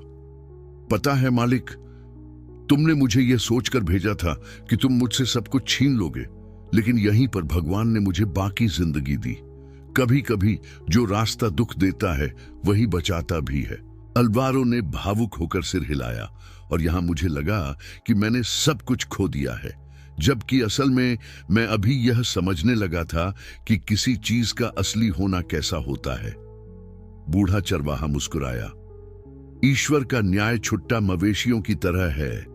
देर सवेर उसे वापस बाड़े में पहुंचने का रास्ता मिल ही जाता है। दूर दराज के इलाके खामोशी में सो रहे थे, और खेत का लालटेन अंधेरे में किसी प्रकाश स्तंभ की तरह मंद मंद चमक रहा था। जोआकिम ने अपनी आंखें बंद कर लीं और अपने चेहरे पर गर्म हवा का स्पर्श महसूस किया। गर्व को न्याय मिला था, और उस पल वह आदमी जिसे सड़क पर मरने के लिए भेजा गया था, आखिरकार शांति से विश्राम कर रहा था, जिंदा, मुक्त और एक ऐसी विरासत का मालिक जिसे समय कभी नहीं मिटा पाएगा। सूरज की लालिमा क्षितिज पर छा रही थी, मानो आकाश ही उस असीम आत्मा वाले साधारण व्यक्ति को श्रद्धांजलि दे रहा हो। जोआकिम धीरे धीरे अपने घोड़े लुआर पर सवार हुआ, जो अब मजबूत और चमक रहा था, जबकि हवा गर्म चल रही थी, गीली मिट्टी और नए जीवन की खुशबू लेकर। खेत, जो कभी एकांत और स्मृतियों का आश्रय था, अब बच्चों की हंसी, मवेशियों की रंभा और एक नए समय की धुन से गूंज रहा था। एक शांति का समय। जोआकिम और पूर्व बॉस अलवारो ने जब से अतीत को धूल में मिला दिया था, दिन लंबे और सुकून भरे हो गए थे। जिंदगी ने अपने मौन न्याय से उस बूढ़े चरवाहे को वह सब कुछ लौटा दिया था जो उसे घमंड ने छीन लिया था। सम्मान, प्यार और उद्देश्य। हर सुबह पड़ोसी सलाह लेने आते थे। हर दोपहर वह लड़कों और लड़कियों को रस्सी से बांधना, घुड़सवारी करना और सबसे बढ़कर जानवर और जमीन का सम्मान करना सिखाता था। वह हमेशा कहा करता था, घोड़ा समझ जाता है कि आदमी के दिल में क्या है, इसलिए लगाम थामने से पहले अपने दिल को थामना सीखो। लुआर धीमे स्थिर कदमों से चल रहा था, और जोआकिम उस पर सवार होकर सूर्यास्त देख रहा था, जो तांबे और सोने से रंगे हुए जंगलों को रंग रहा था। उसने अपनी चमड़े की टोपी उठाई और उसे आकाश की ओर उठाया, जो कृतज्ञता और विश्वास का प्रतीक था। शुक्रिया मेरे ईश्वर, वह बुदबुदाया, मुझे सड़क पर मरने नहीं देने के लिए। उस साधारण से भाव ने पूरे जीवन को समेट लिया। इसमें कोई घमंड या मानवीय विजय नहीं थी, सिर्फ यह मान्यता थी कि ईश्वरीय दृष्टि में एक दिन सभी अन्यायों का निवारण हो जाएगा। छोटे बच्चे उसकी कहानियां सुनने के लिए खेत में आते थे। वे जमीन पर ध्यान से बैठे रहते थे जब जोआकिम जंगली बैलों और अंतहीन तूफानों का सामना करने की पुरानी कहानियां सुनाता था। लेकिन इन सब कहानियों में से जिस कहानी ने मुझे सबसे ज्यादा छुआ, वह उस दिन की थी जब उसे घर से निकाल दिया गया था। उसने ये कहानियां कभी गुस्से से नहीं बल्कि समझदारी से सुनाई। जब उन्होंने मुझे रास्ते में ही मर जाने को कहा, उसने दृढ़ और शांत स्वर में कहा, मुझे लगा कि अब अंत हो गया, लेकिन वह रास्ता तो मेरे लिए ईश्वर द्वारा निर्धारित मार्ग की शुरुआत मात्र था। अलवारो अब पूरी तरह बदल चुका था, चुपचाप सुनता रहा। अपराध बोध अब भी उसे सता रहा था, लेकिन जोआकिम ने उसे कभी जरूरत से ज्यादा बोझ नहीं उठाने दिया। अपराध बोध एक मंदाकारु कांटे की तरह है। वह कहता था, जितना ज्यादा तुम उसे थामे रखने की कोशिश करते हो, उतना ही ज्यादा दर्द देता है। माफी वो हवा है जो उसे उड़ा ले जाती है। समय के साथ पूर्व मालिक ने खेत में मदद करना शुरू कर दिया, अनाथों और आश्रय की तलाश में आने वाले यात्रियों की देखभाल की। वह एक आस्थावान व्यक्ति बन गया और उसने वह सादगी सीखी जिसका वह कभी तिरस्कार करता था। सूरज की लालिमा क्षितिज पर छा रही थी, मानो आकाश ही उस असीम आत्मा वाले साधारण व्यक्ति को श्रद्धांजलि दे रहा हो। जोआकिम धीरे धीरे अपने घोड़े लुआर पर सवार हुआ, जो अब मजबूत और चमक रहा था, जबकि हवा गर्म चल रही थी, गीली मिट्टी और नए जीवन की खुशबू लेकर। खेत, जो कभी एकांत और स्मृतियों का आश्रय था, अब बच्चों की हंसी, मवेशियों की रंभा और एक नए समय की धुन से गूंज रहा था। एक शांति का समय। जोआकिम और पूर्व बॉस अल्वारो ने जब से अतीत को धूल में मिला दिया था, दिन लंबे और सुकून भरे हो गए थे। जिंदगी ने अपने मौन न्याय से उस बूढ़े चरवाहे को वह सब कुछ लौटा दिया था जो उससे घमंड ने छीन लिया था। सम्मान, प्यार और उद्देश्य। हर सुबह पड़ोसी सलाह लेने आते थे। हर दोपहर वह लड़कों और लड़कियों को रस्सी से बांधना, घुड़सवारी करना और सबसे बढ़कर जानवर और जमीन का सम्मान करना सिखाता था। वह हमेशा कहा करता था, घोड़ा समझ जाता है कि आदमी के दिल में क्या है, इसलिए लगाम थामने से पहले अपने दिल को थामना सीखो। छोटे बच्चे उसकी कहानियां सुनने के लिए खेत में आते थे। वे जमीन पर ध्यान से बैठे रहते थे जब जोआकिम जंगली बैलों और अंतहीन तूफानों का सामना करने की पुरानी कहानियां सुनाता था। लेकिन इन सब कहानियों में से जिस कहानी ने मुझे सबसे ज्यादा छुआ, वह उस दिन की थी जब उसे घर से निकाल दिया गया था। उसने ये कहानियां कभी गुस्से से नहीं, बल्कि समझदारी से सुनाई। जब उन्होंने मुझे रास्ते में ही मर जाने को कहा, उसने दृढ़ और शांत स्वर में कहा, मुझे लगा कि अब अंत हो गया, लेकिन वह रास्ता तो मेरे लिए ईश्वर द्वारा निर्धारित मार्ग की शुरुआत मात्र था। अल्वारो अब पूरी तरह बदल चुका था, चुपचाप सुनता रहा। अपराध बोध अब भी उसे सता रहा था, लेकिन जोआकिम ने उसे कभी जरूरत से ज्यादा बोझ नहीं उठाने दिया। अपराध बोध एक मंदाकारु कांटे की तरह है, वह कहता था। जितना ज्यादा तुम उसे थामे रखने की कोशिश करते हो, उतना ही ज्यादा दर्द देता है। माफी वो हवा है जो उसे उड़ा ले जाती है। समय के साथ पूर्व मालिक ने खेत में मदद करना शुरू कर दिया। अनाथों और आश्रय की तलाश में आने वाले यात्रियों की देखभाल की। वह एक आस्थावान व्यक्ति बन गया और उसने वह सादगी सीखी जिसका वह कभी तिरस्कार करता था। एक साफ सुबह एक स्थानीय रेडियो स्टेशन के कुछ पत्रकार रैंच पर पहुंचे।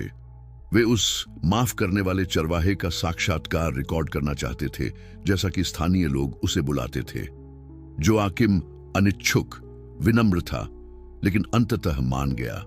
वह बरामदे में बैठा, उसके बगल में लालटेन लटकी हुई थी और उसने सवालों के जवाब ऐसे शांत भाव से दिए जैसे किसी ने यह जान लिया हो कि जल्दबाजी आत्मा की दुश्मन है।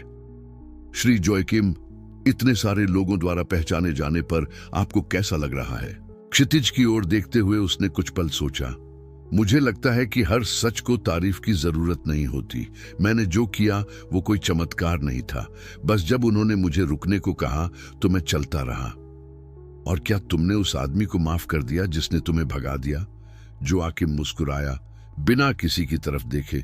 माफ करना भूलना नहीं है, ये बिना किसी को नुकसान पहुंचाए याद रखना है। जब हम माफ करते हैं तो हमारा दिल हल्का हो जाता है, और सिर्फ एक हल्का दिल ही स्वर्ग तक पहुंच सकता है। हफ्तों बीत गए और यह रैंच आशा का प्रतीक बन गया। पूरे राज्य से लोग रैंचो दा एस्ट्राडा विवाह देखने आते थे। वहां यात्रियों को भोजन, आश्रय और सबसे महत्वपूर्ण सुनने वाला मिलता था। जोआकिम ने बिना किसी भेदभाव के सभी का समान आतिथ्य के साथ स्वागत किया। उन्होंने कहा कि ईश्वर किसी का नाम या बटुआ नहीं देखता, वह केवल उस थके हुए दिल को देखता है जिसे अपनी यात्रा जारी रखने से पहले थोड़ा आराम चाहिए।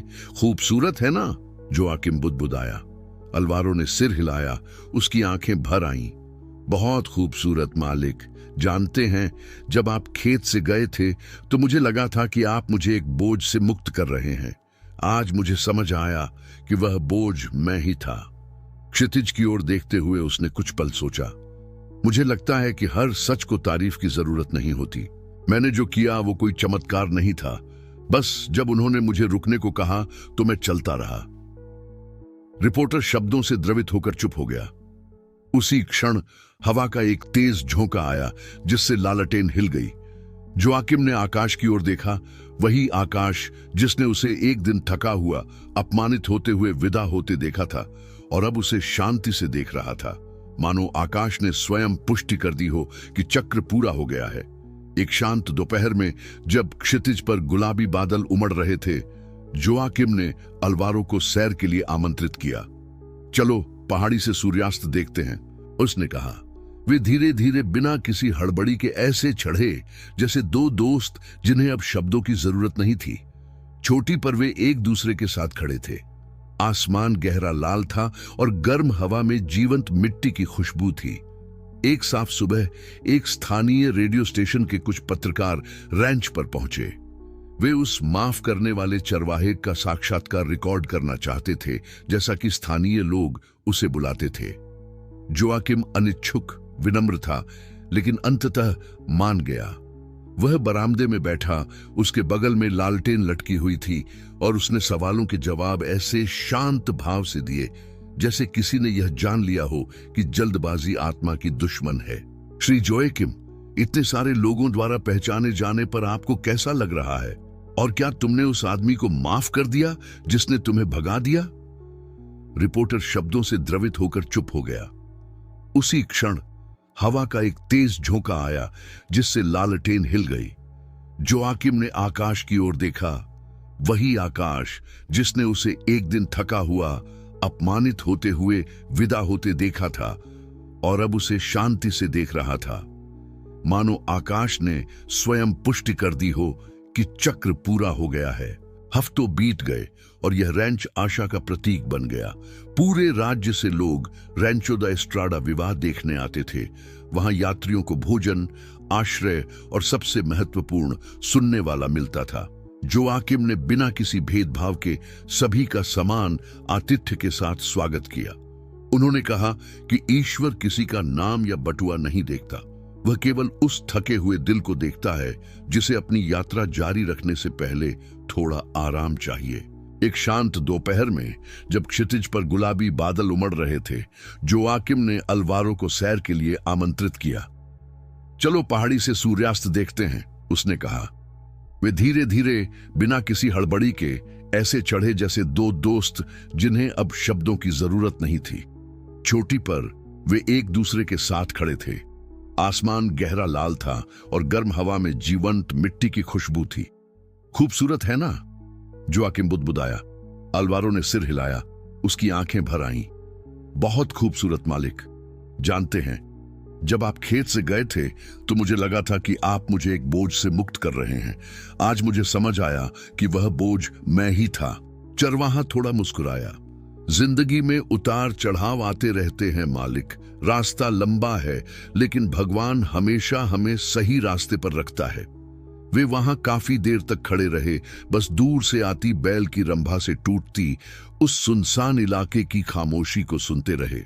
फिर जोआकिम ने अपनी टोपी उतारी और उसे फिर से आसमान की तरफ उठाया, जैसा वह हर दोपहर करता था।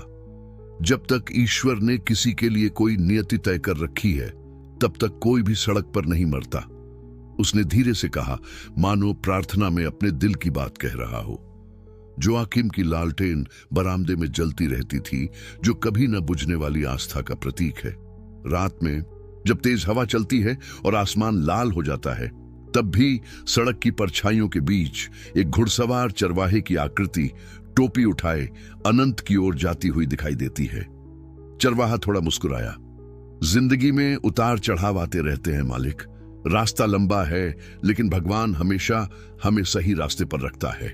वह रात अलग थी। पूर्णिमा का चांद आंगन को रोशन कर रहा था और तारे पहले से कहीं ज्यादा करीब लग रहे थे। जोआकिम बरामदे में बैठा था। उसके पास पुरानी लालटेन थी और वह क्षितिज को देख रहा था। चांदनी शांति से चमक रही थी और हवा किसी गांव से आती हुई, दूर से आती हुई अकॉर्डियन की आवाज लेकर आ रही थी। शांति ने उसे एक अदृश्य कंबल की तरह ढक लिया था। यहां वे लोग विश्राम कर रहे हैं जिन्होंने कभी चलना नहीं छोड़ा। अगले दिन सूरज की पहली किरणें उस बूढ़े चरवाहे को वहीं मिली। अपनी कुर्सी पर बैठा हुआ, उसकी टोपी उसकी छाती पर टिकी हुई थी और चेहरे पर एक शांत मुस्कान थी। वह सोता हुआ सा लग रहा था, लेकिन उसकी नींद अलग थी। एक ऐसे व्यक्ति की नींद जिसने अपना मिशन पूरा कर लिया हो। पूरा रैंच शांत हो गया। अलवारो बच्चों की तरह रोया और लुआर भी जोर से हिनहिनाया, मानो अपने दिवंगत दोस्त को पुकार रहा हो। खबर तेजी से फैल गई। रेडियो स्टेशनों पर उस काउबॉय का जिक्र होने लगा जो लाल आसमान को देखते हुए मर गया, और स्थानीय लोग उसे अलविदा कहने आए। जोआकिम का शव उसी उम्बू पेड़ के नीचे रखा गया था जहां वह बच्चों को पढ़ाया करता था। किसी ने भी शोक नहीं मनाया।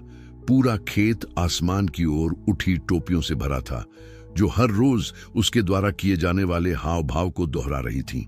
अलवारो ने कब्र को चिह्नित करने वाली लकड़ी पर एक सरल वाक्यांश उत्कीर्ण करवाया था। वह रात अलग थी। पूर्णिमा का चांद आंगन को रोशन कर रहा था और तारे पहले से कहीं ज्यादा करीब लग रहे थे। जोआकिम बरामदे में बैठा था। उसके पास पुरानी लालटेन थी और वह क्षितिज को देख रहा था।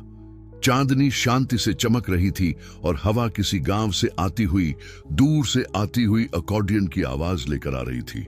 शांति ने उसे एक अदृश्य कंबल की तरह ढक लिया था। अगले दिन सूरज की पहली किरणें उस बूढ़े चरवाहे को वहीं मिली। अपनी कुर्सी पर बैठा हुआ, उसकी टोपी उसकी छाती पर टिकी हुई थी और चेहरे पर एक शांत मुस्कान थी। वह सोता हुआ सा लग रहा था, लेकिन उसकी नींद अलग थी। एक ऐसे व्यक्ति की नींद जिसने अपना मिशन पूरा कर लिया हो। पूरा रैंच शांत हो गया। अलवारो बच्चों की तरह रोया और लुआर भी जोर से हिनहिनाया, मानो अपने दिवंगत दोस्त को पुकार रहा हो। खबर तेजी से फैल गई। रेडियो स्टेशनों पर उस काउबॉय का जिक्र होने लगा जो लाल आसमान को देखते हुए मर गया, और स्थानीय लोग उसे अलविदा कहने आए। जोआकिम का शव उसी उम्बू पेड़ के नीचे रखा गया था जहां वह बच्चों को पढ़ाया करता था। किसी ने भी शोक नहीं मनाया। पूरा खेत आसमान की ओर उठी टोपियों से भरा था, जो हर रोज उसके द्वारा किए जाने वाले हाव भाव को दोहरा रही थी। अलवारो ने कब्र को चिह्नित करने वाली लकड़ी पर एक सरल वाक्यांश उत्कीर्ण करवाया था। यहां वे लोग विश्राम कर रहे हैं जिन्होंने कभी चलना नहीं छोड़ा। कुछ महीनों बाद खेत और भी बड़ा हो गया। वह एक आश्रय, एक स्कूल और एक घर बन गया। अलवारो हर चीज की पूरी लगन से देखभाल करता था। हमेशा इस बात पर जोर देता था कि उसमें से कुछ भी उसका नहीं है। यह उस आदमी का है जिसने पिछड़े इलाकों को माफ करना सिखाया था। जोआकिम की लालटेन बरामदे में जलती रहती थी, जो कभी न बुझने वाली आस्था का प्रतीक है। रात में जब तेज हवा चलती है और आसमान लाल हो जाता है, तब भी सड़क की परछाइयों के बीच एक घुड़सवार चरवाहे की आकृति टोपी उठाए अनंत की ओर जाती हुई दिखाई देती है। और जब बच्चे पूछते हैं कि वह कौन है, तो उन्हें हमेशा एक ही जवाब मिलता है, यह जोआकिम है। वह चरवाहा जो सड़क पर नहीं मरा, क्योंकि ईश्वर ने अभी भी उसके लिए एक नियति बना रखी थी। दूर दराज के इलाके फिर से सन्नाटे में डूब जाते हैं, लेकिन यह सन्नाटा अब एकांत का नहीं बल्कि श्रद्धा का है। जिस आदमी को खेत से दूर भेज दिया गया था, वह यादों से कहीं ज्यादा कुछ छोड़ गया। उसने विश्वास, विनम्रता और क्षमा की विरासत छोड़ी। लाल आसमान जिसने कभी उसके दर्द को देखा था, अब उसे बेटे की तरह स्वागत करता है। और इस प्रकार धूल, शाम की आग और हवाओं के संगीत के बीच बूढ़ा चरवाहा सवारी करना जारी रखता है। अब वह कच्ची सड़कों पर नहीं, बल्कि दिव्य शांति के शाश्वत क्षेत्रों से होकर गुजरता है। जब जोआकिम लाल आसमान की ओर अपनी टोपी उठाता है, तो वह धन या बदले की भावना का जश्न नहीं मनाता।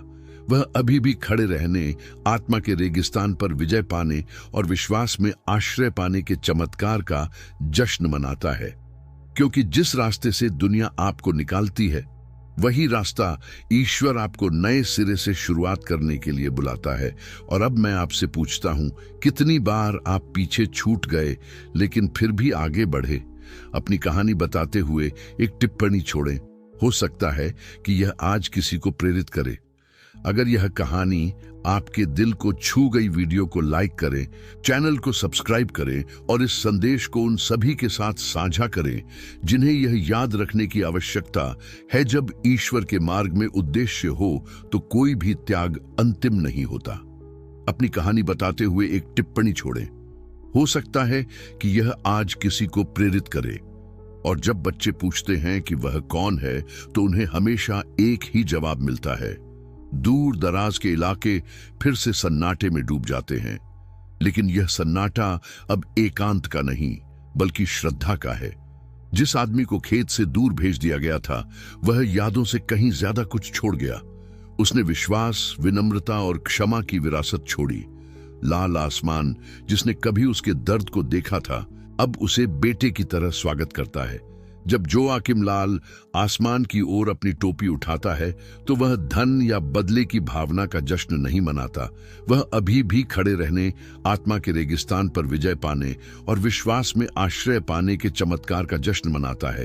क्योंकि जिस रास्ते से दुनिया आपको निकालती है वही रास्ता ईश्वर आपको नए सिरे से शुरुआत करने के लिए बुलाता है। क्योंकि अंत में मेरे दोस्त, यहां तक कि भूले हुए चरवाहे को भी लाल आकाश के नीचे मुक्ति मिल जाती है। और अब मैं आपसे पूछता हूं, कितनी बार आप पीछे छूट गए लेकिन फिर भी आगे बढ़े? क्योंकि अंत में मेरे दोस्त, यहां तक कि भूले हुए चरवाहे को भी लाल आकाश के नीचे मुक्ति मिल जाती है।